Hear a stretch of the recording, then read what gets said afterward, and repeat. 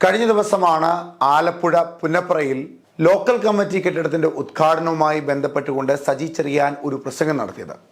ആ പ്രസംഗത്തിൽ പ്രധാനമന്ത്രി നരേന്ദ്രമോദി ക്രൈസ്തവർക്ക് വേണ്ടി ഒരുക്കിയ ക്രിസ്മസ് വിരുന്നിൽ പങ്കെടുത്ത ബിഷപ്പുമാർക്കെതിരെ രൂക്ഷമായ വിമർശനം നടത്തിയിരുന്നു. പ്രധാനമന്ത്രി നരേന്ദ്രമോദി ക്രിസ്മസ് വിരുന്നിന് ക്ഷണിച്ചപ്പോൾ എല്ലാം മറന്നുകൊണ്ട് രോമാഞ്ചമുണ്ടായ ചില ബിഷപ്പുമാർ അതിൽ പങ്കെടുത്തുവെന്നും വീഞ്ഞും കേക്കുമൊക്കെ കഴിച്ചപ്പോൾ മണിപ്പൂർ വിഷയമടക്കമെല്ലാം മറന്നു എന്ന രൂക്ഷമായ വിമർശനമായിരുന്നു അദ്ദേഹം അവിടെ വെച്ച് നടത്തിയത്.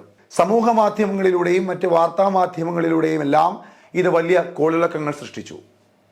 KCBC അടക്കമുള്ള ക്രൈസ്തവ സഭയുടെ പ്രധാനപ്പെട്ട സംഘടനകളെല്ലാം ഇതിനെതിരെ രൂക്ഷമായ വിമർശനവും ഉയർത്തി.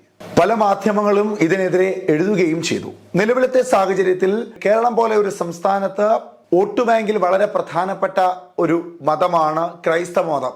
പക്ഷേ സജി ചെറിയാന്റെ പ്രസ്താവന നിലവിൽ വലിയ ബുദ്ധിമുട്ട് സൃഷ്ടിച്ചിരിക്കുന്നത് കേരള കോൺഗ്രസിനാണ്.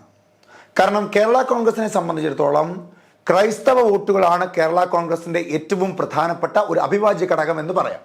അതുകൊണ്ട് തന്നെ ക്രൈസ്തവ മതവിശ്വാസികൾക്കെതിരെ ഇടതുപക്ഷത്തിന്റെ മന്ത്രിമാർ അല്ലെങ്കിൽ മുഖ്യമന്ത്രി അടക്കമുള്ളവർ എന്തെങ്കിലുമൊക്കെ പ്രസ്താവന ഇറക്കിയാൽ അത് CPM-നെ ബാധിക്കുന്നതിനേക്കാൾ ഉപരി ബാധിക്കുക കേരള കോൺഗ്രസിനെയാണ്. അതുകൊണ്ട് തന്നെ അതിന്റെ വലിയൊരു ആശങ്കയിലും അതുമൂലമുണ്ടാകുന്ന സംഘർഷത്തിന്റെ ഭയത്തിലുമാണ് നിലവിൽ കേരള കോൺഗ്രസ്. കേരളത്തിലെ ക്രൈസ്തവ വോട്ടുകൾ തങ്ങളിലേക്ക് അടുപ്പിച്ച് ഹിന്ദു വോട്ടുകൾ കൂടി ഏകീകരിച്ച് വരുന്ന 2024 ലോക്സഭാ തെരഞ്ഞെടുപ്പിൽ കേരളത്തിൽ ഏതെങ്കിലും ഒരു ലോക്സഭാ മണ്ഡലത്തിലെങ്കിലും വേരുറപ്പിക്കുക എന്ന ഉദ്ദേശ ലക്ഷ്യത്തോടു കൂടിയാണ് BJP നിലവിൽ ക്രൈസ്തവ മതവിശ്വാസികളെ തങ്ങളോട് ചേർത്ത് നിർത്തുവാൻ ശ്രമിക്കുന്നത്. അതിന്റെ ഭാഗമായാണ് ക്രിസ്മസ് ദിനങ്ങളിൽ ക്രൈസ്തവ ഭവന സന്ദർശനം നടത്തുന്നതും ബിഷപ്പുമാരോടൊപ്പം ചേർന്ന് നിൽക്കുന്നതും പിച്ചച്ചട്ടിയുമായി തെരുവിലിറങ്ങി മുഖ്യമന്ത്രിക്കെതിരെ സമരം ആഹ്വാനം ചെയ്ത മറിയക്കുട്ടി അടക്കമുള്ള ക്രൈസ്തവ മതവിശ്വാസികളെ തങ്ങളോടൊപ്പം ചേർത്ത് നിർത്തുക എന്ന തന്ത്രപരമായ നീക്കവുമായി മുൻപോട്ട് വരുന്നത്. BJP ഇത്തരത്തിൽ ക്രൈസ്തവ വോട്ടുകളെ ഭിന്നിപ്പിച്ച് തങ്ങളിലേക്ക് അടുപ്പിച്ചാൽ അത് ഏറ്റവും കൂടുതൽ ദോഷമാക്കുക കേരള കോൺഗ്രസിന് തന്നെയാണ്.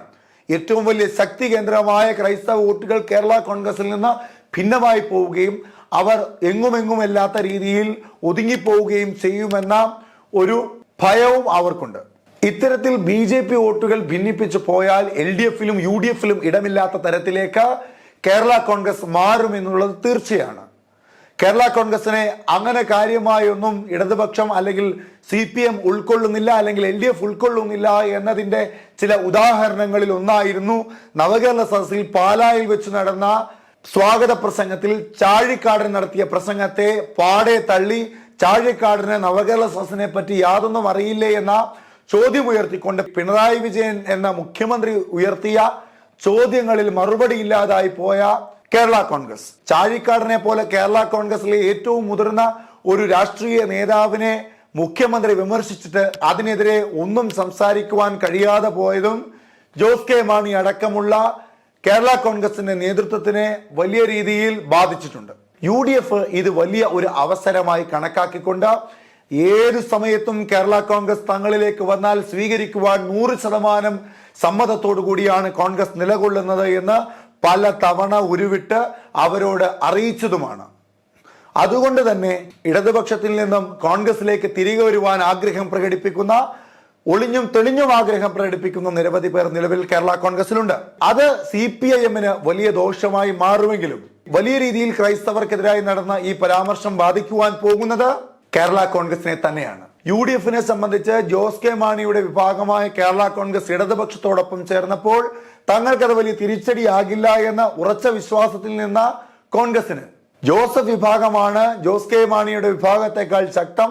അതുകൊണ്ട് 2021 തിരഞ്ഞെടുപ്പിൽ തങ്ങൾ ശക്തമായി തിരിച്ചു വരുമെന്ന ഉറച്ച വിശ്വാസത്തോടു കൂടി നിന്ന കോൺഗ്രസിന് അടിയറവ് പറയേണ്ടി വന്നു. അതുകൊണ്ട് തന്നെ വരാൻ പോകുന്ന ലോക്സഭാ തെരഞ്ഞെടുപ്പിലും വരാൻ പോകുന്ന നിയമസഭാ തെരഞ്ഞെടുപ്പിലും കേരള കോൺഗ്രസ് മാണി വിഭാഗത്തെയും ജോസഫ് വിഭാഗത്തെയും തങ്ങളോടൊപ്പം ചേർത്ത് നിർത്തി കേരള കോൺഗ്രസിനെ പഴയ ശക്തി കേന്ദ്രമായി തിരിച്ചു കൊണ്ടുവന്ന് കോട്ടയവും ഇടുക്കിയും അടങ്ങുന്ന വലിയൊരു പ്രദേശത്തെ തങ്ങളോടൊപ്പം ചേർത്ത് നിർത്തി ഇടതുപക്ഷത്തിന് എതിരായി ബദലായി ശക്തമായി തിരിച്ചു വരിക എന്ന ഉദ്ദേശത്തോടു കൂടി തന്നെയാണ് കേരള വിഭാഗത്തിലെ ജോസ് കെ മാണി വിഭാഗത്തെയും തങ്ങളോടൊപ്പം ചേർത്ത് നിർത്തുവാൻ മന്ത്രി സജി ചെറിയാന്റെ വിവാദപരമായ പരാമർശത്തെ ഉപയോഗപ്പെടുത്തുന്നത്.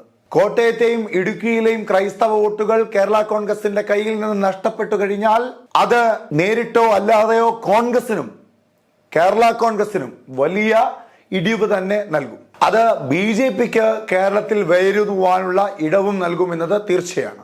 എന്തായാലും സജി ചെറിയാന്റെ 30-40 സെക്കൻഡ് നീണ്ടു നിൽക്കുന്ന ഒരു വിമർശനം അടുത്ത 10-15 വർഷത്തേക്ക് കേരളത്തിൽ പല രാഷ്ട്രീയ മാറ്റങ്ങളും സൃഷ്ടിക്കുവാനുള്ള ഒരു താക്കോലായി മാറിയിരിക്കുകയാണെന്ന് നിസ്സംശയം പറയുവാൻ സാധിക്കും.